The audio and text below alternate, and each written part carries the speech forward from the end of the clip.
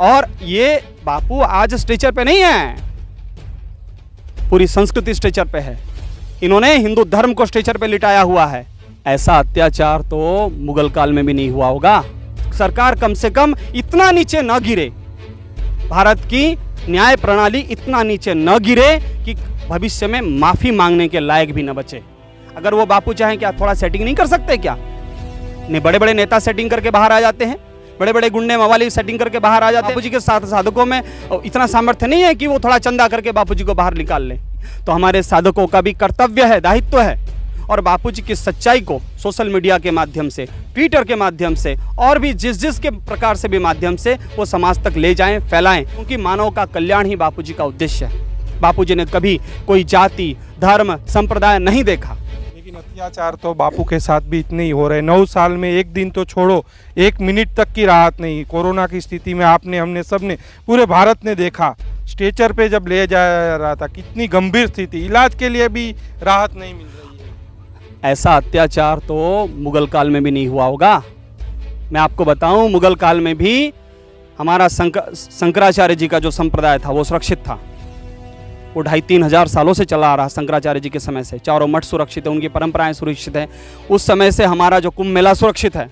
कुंभ मेला हर 12 साल में होता ही है। मुगलों ने भी उसको नहीं अटकाया, यहाँ तक कि अंग्रेजों ने भी नहीं अटकाया। और आप देखिए, अंग्रेज भी बड़े चालाकी से काम करते थे, हिंदू मठ मंदिरों के ऊपर हमले नहीं करते थे। और ये बापू आज स्ट्रेचर पे नहीं है, पूरी संस्कृति स्ट्रेचर पे है। इन्होंने हिंदू धर्म को स्ट्रेचर पे लिटाया हुआ है और उनको अपने तरह से इंजेक्शन लगा रहे हैं। वो सोच रहे हैं कि बापूजी को हमने ये जो बंद कर दिया है, किसी एक हरिओम संप्रदाय या आसाराम बापू साधक परिवार को हम प्रताड़ित करें। नहीं नहीं नहीं नहीं नहीं नहीं, बापू संत हैं। संत किसी एक छोटे मोटे संप्रदाय का नहीं होता है, उसकी तो व्यापक सोच होती है। सारा संसार उनका होता है, सारा ब्रह्मांड के उनका वो आत्मीय संबंध होता है, परमात्मा के स्वरूप होते हैं।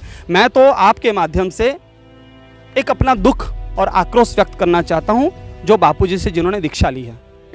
बहुत समय से ये इच्छा थी। देखिए, हमें इतना मतलबी नहीं होना चाहिए। जिन गुरु से हमने दीक्षा ली है, जिन्होंने हमें मार्ग बताया है, अरे गिलहरी ने भी सेवा की थी भगवान राम जी के लिए, कि आने वाले इतिहास में कहीं कभी ये ना कहे कि गिलहरी ने कोई सेवा नहीं की। उसके सामर्थ्य के अनुसार उसने भी सेवा की थी। तो हमारे साधकों का भी कर्तव्य है, दायित्व है कि बापूजी की सच्चाई जन जन तक फैलाए, और इसके साथ ही साथ वो आश्रमों के साथ सतत जुड़े रहे, बापूजी के दैवी कार्य को और व्यापक बढ़ाए, मानव मात्र तक, क्योंकि मानव का कल्याण ही बापूजी का उद्देश्य है। बापूजी ने कभी कोई जाति, धर्म, संप्रदाय नहीं देखा। बापूजी के यहाँ पर सब समान ही थे। यहाँ किसी के लिए कोई वीआईपी ट्रीटमेंट नहीं था और किसी के लिए कोई थर्ड क्लास ट्रीटमेंट नहीं था। सबके लिए बापूजी की दृष्टि समदृष्टि थी।